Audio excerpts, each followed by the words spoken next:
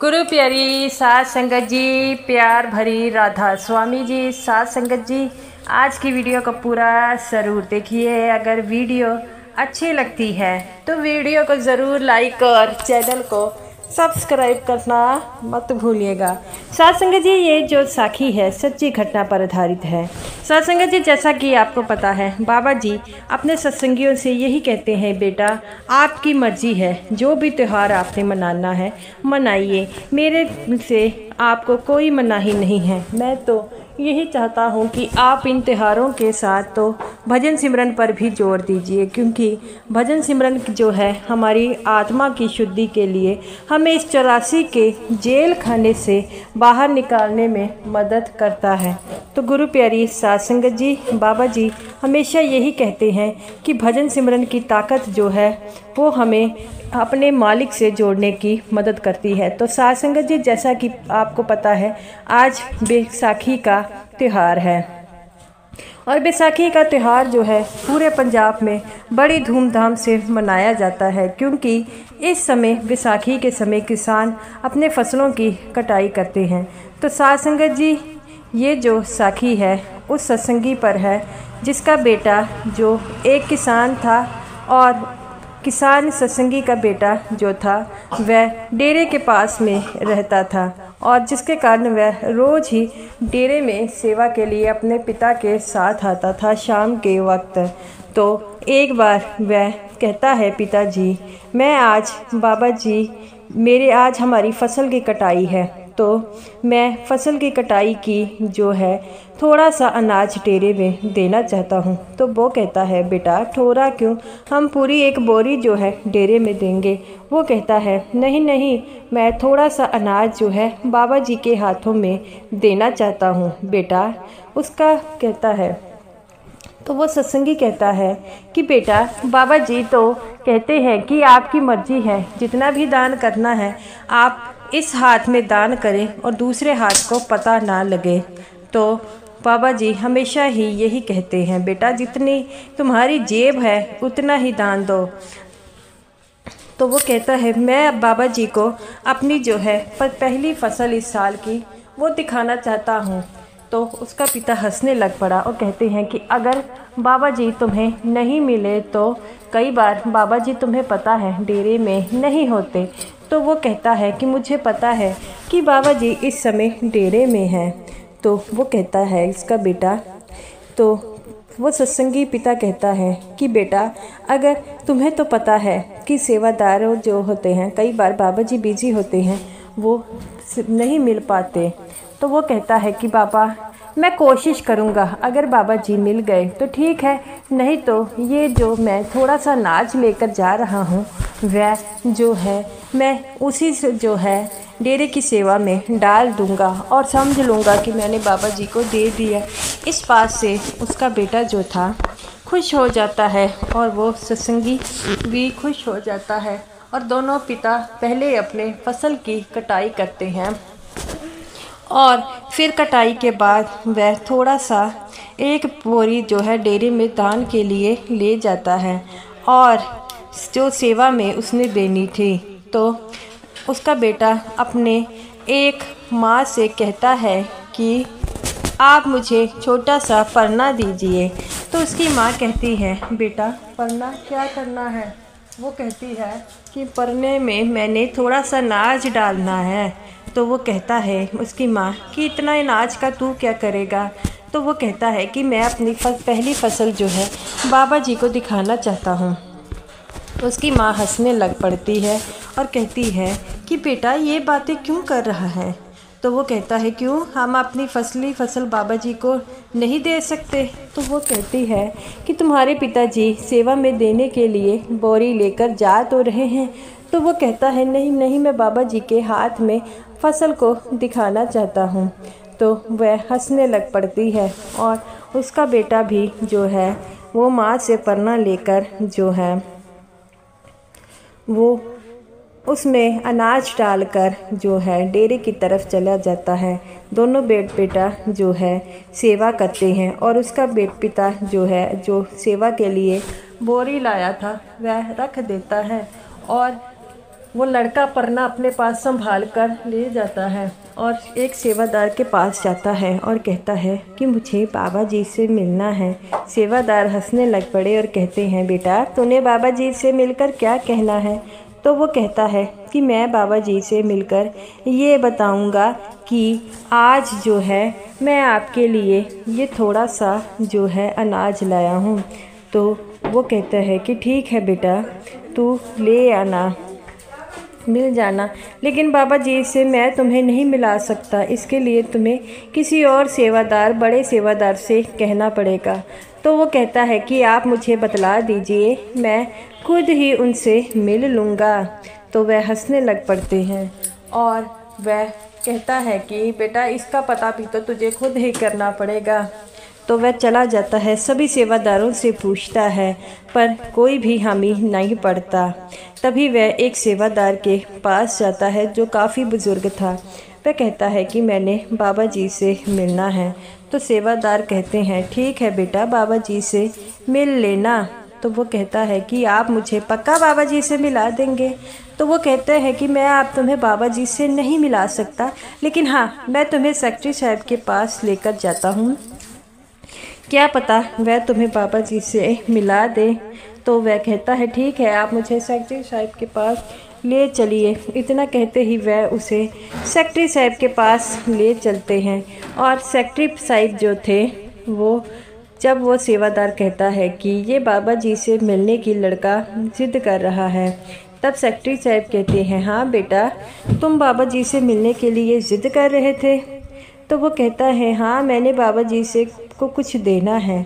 तो सेक्रेटरी साहब हंसने लग पड़ते हैं कि बेटा क्या देना है, हमें तो बतलाओ।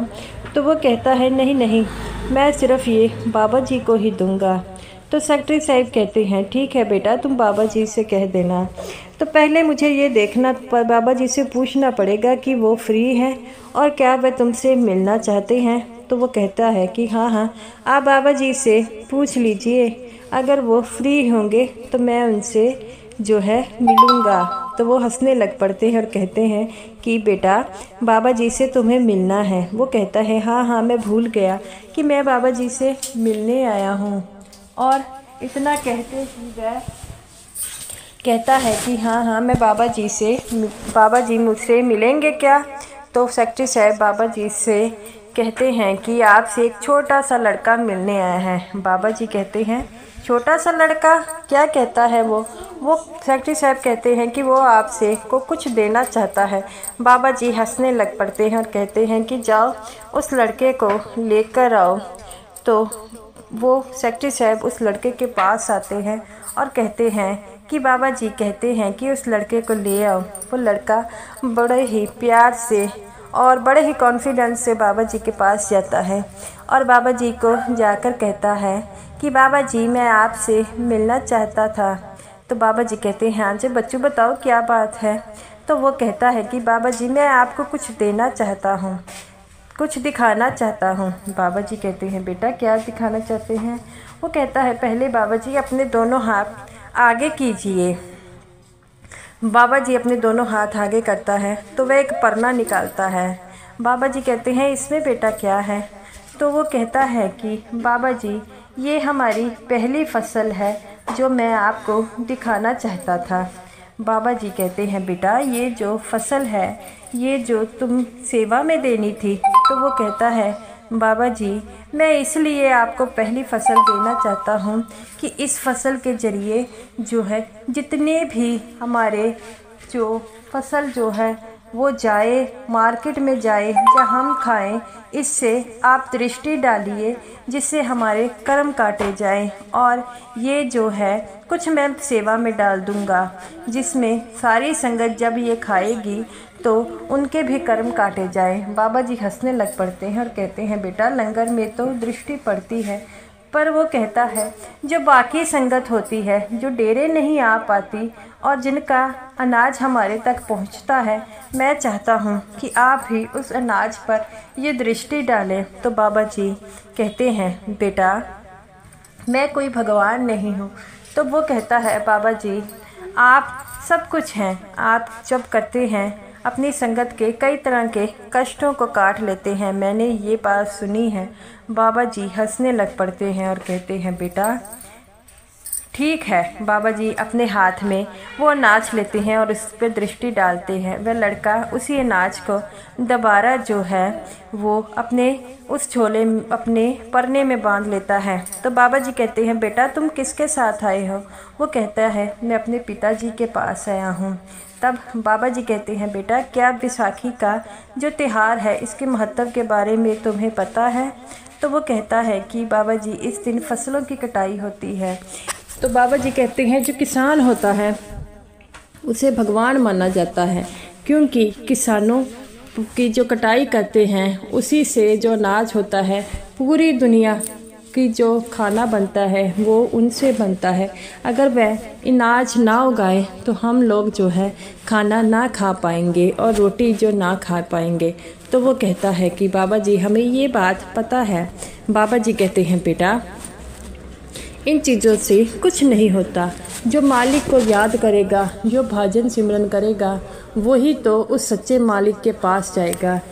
तो वह लड़का इतनी बातें करने लगा। तभी उसके पिताजी भी वहाँ पर पहुँच जाते हैं और वह कहते हैं कि बेटा मैंने तुझे कहाँ कहाँ नहीं ढूंढा, तो तू यहाँ पर है। तो बाबा जी हंसने लग पड़ते हैं कि तुम्हारा बेटा बड़ी अच्छी बात करता है। बाबा जी को देखकर वह जो सेवादार था बाबा जी के चरणों में गिर गया और रोने लग पड़ा और कहता है मालिक मेरे बेटे की बड़ी कृपा है आप पर।